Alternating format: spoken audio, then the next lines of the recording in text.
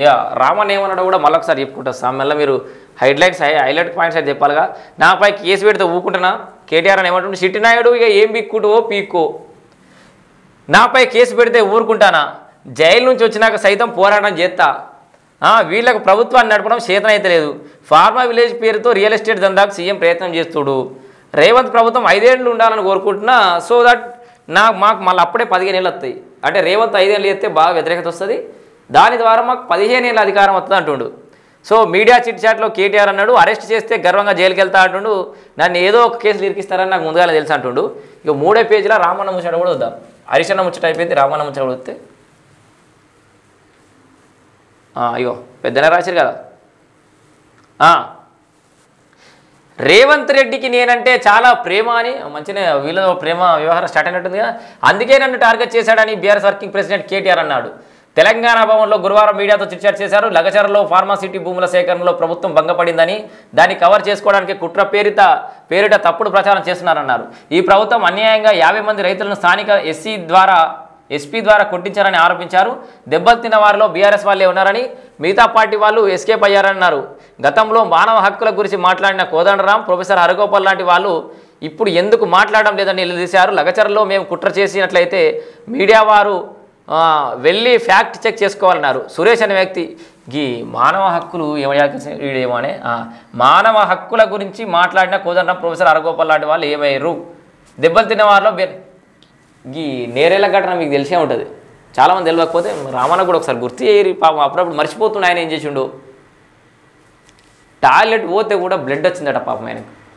నేరేళ్లకు సంబంధించిన ఒక బాధితుడు బాధలవి అనవసరం ఎంత ఇట్లా పీక మీద షూ పెట్టి తొక్కిరట, చంపేస్తామన్నారట, ఛాతీలో దన్నిరట. మరి అవన్నీ ఎట్లా అనిపించినావు? అప్పుడు నీకు మానవ హక్కులని యాదికి రాలే? నేను ఇక్కడ బీఆర్ఎస్ అని కొట్టడం సమర్థిస్తాను, తప్పే. లాఠీ చార్జ్ చేయడం వాళ్ళకి కొట్టడం కూడా తప్పే. కాంగ్రెస్ వాళ్ళని ఎట్లా పెడతారు ఈ ఎస్పీ కూడా? ఇవ్వాలని ఉంటుంది. సరే దాడి జరిగింది, ఊరోళ్ళు వాళ్ళకి తెలియదు, చెప్పాలి దాడి చేయదు బిడ్డ, మీరేమన్నా ఉంటే ప్రజాభిప్రాయం చెప్పుకోవాలి, కానీ దాడులు చేయొద్దని చెప్పాలి. ఆ ప్రతిపక్ష సన్నాసులకు ఎట్లా జ్ఞానం లేదు, వాళ్ళకి ఎట్లా నిరసన తెలపాలో తెలియదు. వాళ్ళు ఏదో మిమ్మల్ని ఉసిగొల్పి మిమ్మల్ని అనవసరంగా అడ్డంగా బుక్ చేసిరు బిడ్డ, కానీ ఇది పద్ధతి కాదు. గతంలో చాలా ప్రభుత్వాలు, కొన్ని లుచ్చా ప్రభుత్వాలు కూడా చాలా భూసేకరణ చేసినాయి, పీకల మీద కాలు పెట్టి చేసినాయి, కానీ మిమ్మల్ని అట్లా ఎత్తలేం కదా. మీ అభిప్రాయం చెప్పండి, వద్దయితే వద్దే అట్లా చెప్పేయాలి, కానీ ఇట్లా కొట్టడం కరెక్ట్ కాదు. లగచర్లో మేము కుట్ర చేసినట్లయితే మీడియా వారు వెళ్ళి ఫ్యాక్ట్ చేసుకోవాలన్నారు. సురేష్ అనే వ్యక్తి మా పార్టీ కార్యకర్తేనని, ఆయనకు భూమి ఉందన్నారు. భూమి లేని వాళ్ళే గొడవ చేశారంటూ పోలీసులు తప్పుడు సమాచారం ఇస్తున్నారని మండిపడ్డారు.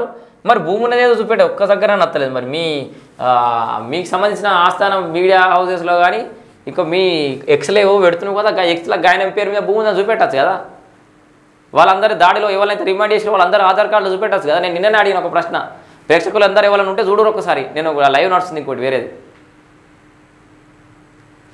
ఆ దాడిలో రిమాండ్లో తీసుకున్న వాళ్ళందరూ ఆధార్ కార్డులు కావాలి, ఎందుకంటే వాళ్ళు ఆ ఊరోళ్ళైనా కాదా అని ఒకటి. మీరు అన్నట్టుగా ఆయనకు భూమి ఉందంటున్నారు కదా, ఆయన పేరు మీద భూమి ఉందో లేదు చూపెట్టాలి. మీరే ఒకరు ఆయన పేరు మీద భూమి ఉందంటారు, ఇంకొకరేమో ఆయన పేరు మీద లేదు వాళ్ళు ఆయన పేరు మీద ఉందంటారు. భూమి అందరిది పోతుంది. ఓకే, లగచర్ల ఘటనలో పూర్తిగా ఇంటెలిజెన్స్ పోలీసుల వైఫల్యం ఉన్నారు, అన్డౌటెడ్లీ అది కూడా ఉంది. పట్నం నరేందర్ మీ కుట్రలు పసిగట్టడంలో ఖచ్చితంగా ఫెయిల్ అయ్యారు వీళ్ళంతా. పట్నం నరేందర్ రెడ్డి నా పేరు చెప్పాడని రిమాండ్ రిపోర్ట్లో రాశారని, కానీ అదంతా ఫేక్ అన్నారు. నిజంగానే చెప్పిండు, మరి నువ్వు అరెస్ట్ చేస్తే తిరిగి వచ్చాక పోరాటం చేస్తా. ఈ కేసులో ఒకవేళ నన్ను అరెస్ట్ చేస్తే జైలుకి నుంచి తిరిగి వచ్చాక నా పోరాటం కొనసాగిస్తా. జైలునే ఆమర నిరాహార దీక్ష చేయాలని కోరుకుంటున్నాం. మా ప్రజల పక్షాన ఉండే ఒక ప్రతిపక్ష నేత, నికార్సైన నేత, నాయకుడు, తెలంగాణ ఉద్యమాన్ని మొదటి నడిపించినటువంటి వ్యక్తి అదే జైల్లో కూడా నిరసన దీక్ష చేస్తే చాలా అద్భుతంగా ఉంటుంది, మస్తు మైలేజ్ వస్తుంది అన్న. నేను జైలు దెబ్బన పోతే మంచి మంచి ఐడియాస్ ఇస్తా, మీ అనుసారితో చెప్పి పంపిస్తా, లేదంటే వీడియోలు ఏమన్నా మీకు చూసే వెసులుబాటు ఎట్లా ఉంటుంది కాబట్టి సోఫాలు వేసి టీవీలు పెడతారు కావచ్చు, చూడరు. వారికి మెడికల్ ఎగ్జామినేషన్ చేయించలేదు, ఇంతటితో నేను వదిలిపెట్టాను. ఎస్సీ ఎస్టీ కమిషన్, మానవ హక్కుల కమిషన్, మహిళా కమిషన్ వరకు ఈ విషయాన్ని తీసుకెళ్తానన్నారు. సీఎం ప్రతిపాదిస్తున్న ఫార్మా విలేజ్లకు పర్మిషన్ ఇచ్చేందుకు 7 ఏళ్లకు పైగా టైం పడుతుందన్నారు. సో ఈ లోపల మస్తు పోరాటాలు చేయొచ్చు. 4th సిటీ ఏఐసిటీ అంటూ రేవంత్ రెడ్డి మాటలు చెప్తున్నాడని, కానీ అది అసాధ్యమన్నారు. ఫార్మా విలేజ్ పేరుతో రియల్ దందాకు సీఎం ప్రయత్నిస్తున్నాడని ఆరోపించారు. వెల్దడనా ఇది వెల్దండ కావచ్చు నాకు తెలిసి. వెల్దడలో వాళ్ళ బంధువులు కుటుంబ సభ్యుల భూములు ఉన్నాయన్నారు. కలెక్టర్పై దాడి చేసేంత బలమైన వ్యక్తులు మేము కేటీఆర్ అన్నారు. మేమలా చేస్తే ప్రభుత్వం ఉన్నది ఎందుకు అని ప్రశ్నించారు. మా ప్రభుత్వంలో ప్రాజెక్టులు పూర్తి చేసేందుకు హరీష్ రావు ఎంత కష్టపడ్డారో గుర్తులేదా? ఓ ఒకరికొకరు మద్దతు వస్తుంది. ప్రశ్నించే గొంతుకని ఆయన అంటాడు, ప్రాజెక్టుల గురించి ఈయన కొట్లాడని ఈయన అంటారు. ఓకే, మా ప్రభుత్వంలో ప్రాజెక్టులు పూర్తి చేసేందుకు హరీష్ రావు ఎంత కష్టపడ్డారో గుర్తులేదా? వీళ్ళకి ప్రభుత్వం నడపడం చేత కావడం లేదన్నారు. కేసీఆర్ ఫినిష్ చేస్తాడట. సో నేను డ్రగ్స్ తీసుకోలేదు, ఫోన్లు ట్యాప్ చేయలేదు, అవినీతి అంతకన్నా చేయలేదు. మోడీనే మోడియా బోడియా ఏం పీక్కుంటారో పీక్కు అన్నానని. సో ఏమంటున్నారు కదా, నేను ఏం తీసుకోలేదు, అవినీతి అంతకంటే చేయలేదు, మోడీనే మోడియా బోడియా అన్న, ఏం పీక్కుంటారో పీక్కు అన్న. ఈ సిట్టినాయుడు నాకు లెక్కన అంటున్నాడు. ఈ సిట్టినాయుడు కూడా అదే చెప్తున్నా, ఏం పీక్కుంటావో పీక్కో అని సవాల్ విసిరారు. నిజాయితీకి ఉన్న ధైర్యమే అదన్నారు. రేవంత్ కేసీఆర్ ఫినిష్ చేస్తా అంటాడు. ముందు నువ్వు ఫినిష్ కాకుండా చూసుకో. నీ పదవికి ఎసరు పెట్టేందుకు నల్గొండ ఖమ్మం బాంబులు వేచి చూస్తున్నాయన్నారు. అధికారం పోయిందని నాకు ఎలాంటి ఫ్రస్ట్రేషన్ లేదు, అసలు అధికారం వస్తుందని కల్లో కూడా ఊహించలేదన్నారు. ఆ వస్తుందని కూడా ఊహించలేదట. 20 ఏళ్ళు మేమే అధికారంలో అంటారు, మన అధికారంలోకి వస్తాను ఊహించలే అంటారు. 10 ఏళ్ళు ప్రజలు మాకు అవకాశం ఇవ్వటాన్ని అదృష్టంగా భావించా. సంతృప్తి ఏందండి ఇప్పటికైతే మొత్తానికి. రేవంత్ ప్రభుత్వం 5 ఏళ్ళు ఉండాలని నేను కోరుకుంటున్నా. వాళ్ళు పూర్తికాలం అధికారంలో ఉంటేనే మళ్ళీ బీఆర్ఎస్ 15 ఏళ్ల పాటు పవర్లోకి వస్తుందన్నారు. రేవంత్ సర్కార్ 4th సిటీ కోసం 1 ఎకరం ల్యాండ్ సేకరించిందా? ఫార్మా సిటీ పేరుతో రియల్ వ్యాపారం చేస్తే ఊరుకోమని కేటీఆర్ స్పష్టం చేశారు. నేను ఢిల్లీకి పోయి కాంగ్రెస్ వాళ్ళ మీద ఫిర్యాదు చేశానని, బీజేపీతో దోస్తీ నాకు అవసరం లేదన్నారు. కాంగ్రెసే ఢిల్లీలో బీజేపీతో దోస్తీ చేస్తుందన్నారు.